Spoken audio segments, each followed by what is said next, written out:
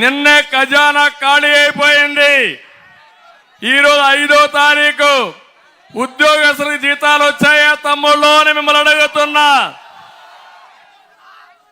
ఉద్యోగాలు చేసినటువంటి పింఛన్ ఇచ్చే వాళ్ళకి పింఛన్లు వచ్చాయా అని మిమ్మల్ని అడుగుతున్నా.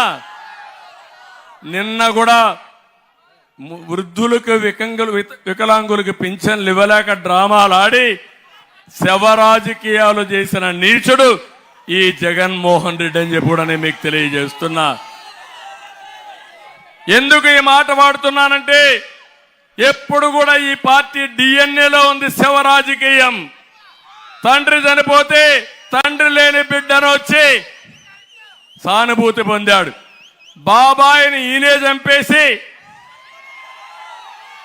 మా తండ్రి పోయాడు, బాబాయ్ లేడు, ఓటీమని అడిగే పరిస్థితి వచ్చాడు. ఈయన్ని చూస్తే నాకు ఒకటి గుర్తొస్తుంది. పాత రోజుల్లో నాగభూషణం అని ఒక సినిమాలో విలన్ ఉండేవాడు, జ్ఞాపకం తమ్ముళ్ళు.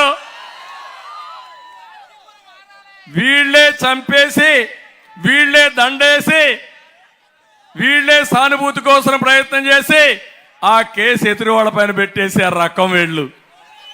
అవునా కాదా మీరు? నేను అందుకే నిన్న మొన్న చెప్పాను, వైఎస్ఆర్ కాంగ్రెస్ పార్టీ ఫ్యాన్ ఇది అరిగిపోయింది, తిరిగే పరిస్థితులు లేదు. తిరగని ఫ్యాన్ మనకు కావాలన్నా అని మిమ్మల్ని అడుగుతున్నా.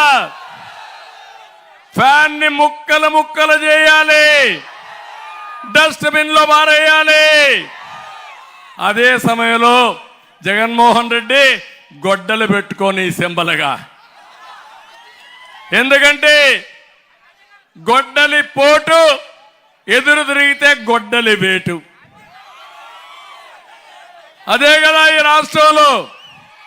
ఎవరైనా ఇబ్బందుల్లో లేనివాడు ఎవరైనా ఉన్నారా అని మిమ్మల్ని అడుగుతున్నా. నాలాంటి వాడి జోలికి 40 ఏళ్ళలో ఎవడు రాలా. వచ్చాడు బచ్చా,